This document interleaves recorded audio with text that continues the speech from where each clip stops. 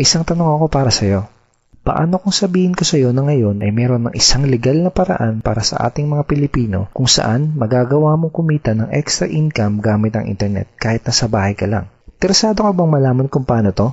Kung oo ang sagot mo, ituturo ko sa iyo ng maigi paano ka kikita ng extra income gamit ang internet tulad ko at ng mga kaibigan ko kahit nandyan ka lang sa bahay mo o kahit nasa internet shop ka lang.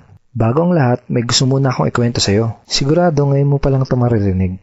8 months ago, bandang 3:30 ng hapon, dalawang magkaibigan ang sabay na gumawa ng sarili nilang Facebook account. Ito ay sila Paul at si Eric. Bukod dito, madami pang pareho sa dalawang magkaibigan na to. Pareho sila ng eskwelahang pinanggalingan, pareho sila ng kurso natapos, pareho silang pamilyado na. Pareho silang empleyado nagtatrabaho ng walang oras araw-araw, parehong nakikipagsiksikan sa MRT pagpapasok ng trabaho, parehong sumasahod kada kinsenas katapusan, parehong nagbabayad ng mga utang pagkasahod, at pareho din silang gustong makaahon sa hirap ng buhay. Pagkalipas ng ilang buwan, nagka-chat uli sa Facebook ang dalawang magkaibigan.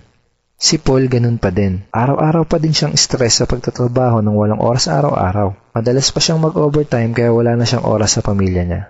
Balak niya na ding mag-abroad dahil kulang na kulang ang kinikita niya para sa kanyang pamilya. Nalulungkot man siyang umalis dahil ayaw niyang malayo sa pamilya niya pero wala siyang choice kung hindi magsakripisyo. Si Eric naman, kaka-resign lang. Di na daw niya kailangan ng trabaho. Kumikita na kasi siya ng malaki kahit nasa bahay lang siya kasama ang mag-ina niya. Malaki na din daw ang perang naipon niya sa bangko. Gusto mo bang malaman kung anong pinagkaiba nila? Si Paul gumagastos at nag-aaksaya lang ng oras sa tuwing mag-i-internet.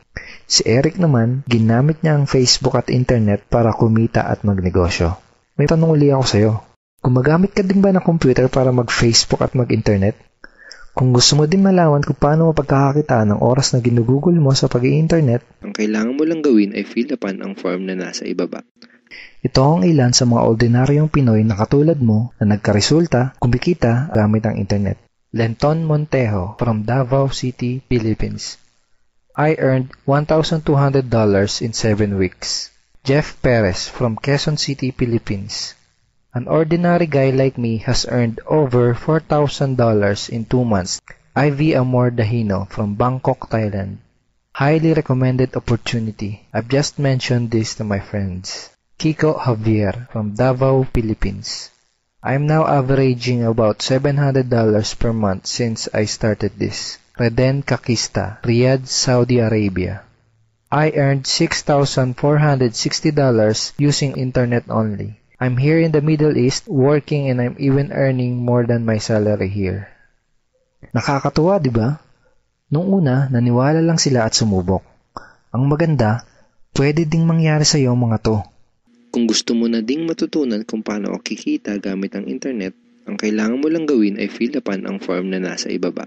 At ipapadala ko sa email mo ang video na magtuturo sa iyo kung paano ka kikita katulad namin.